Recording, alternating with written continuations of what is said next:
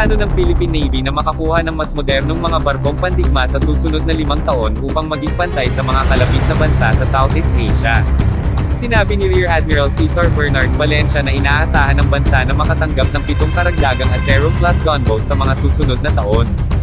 Ang Administrasyong Trump ay nagpaplano na gumastos ng $122 bilyon sa pagtatanggol sa susunod na 10 taon. Kabilang dito ang pagpopondo para sa mga bagong offshore patrol vessel, construction landing docks at mga susunod na henerasyong corvette. Inanunsyo ni Valencia na ang mga bagong barkong pandigma mula sa hukbong dagat ng Pilipinas ay humigit kumulang 10 taong gulang na maihahambing at mas mahusay pa kaysa sa mga tumatandang barko ng ating mga kapitbahay.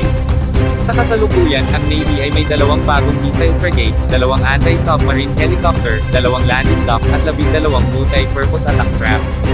Ang 6 na barkong pandigma ay armado rin ng Israeli Spiker surface-to-surface missiles. Ang mga missile na ito ay maaaring maglakbay ng hanggang 100 kilometro at maaaring tumama sa mga target na may napakalaking katumpakan. Ikinwento ni Valencia ang isang hindi malilimutang karanasan niya habang naglilingkod sa isang lumang barkong pandigma habang nagsasanay sa dagat, isang karanasang nagpaalala sa kanya kung bakit siya naging opisyal ng hukbong dagat noong una.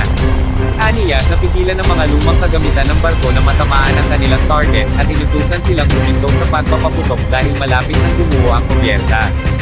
Sabi ng kapitan, maraming kalawang na bumababa mula sa pag-urong ng ating mga baril sa dagat. Sinabi ni Valencia na ang Philippine Navy ay gumawa ng malaking pagsisikap na i-update ang kanilang fleet, partikular sa mga tuntunin ng teknolohiya. Nakatuon kami na patuloy na gawing moderno at maraming nalalaman ng aming Navy hanggat maaari, at naniniwala kami na maaari pa rin itong maging mas mahusay. Kami ay tiwala na ang Navy ay patuloy na bubuti sa mga susunod na taon habang kami ay nagsisikap na matupad ang aming misyon para sa 2028. Pinagmamalaki ng Navy ang mga nakaraang tagumpay nito, ngunit marami pang mga tagumpay na darating.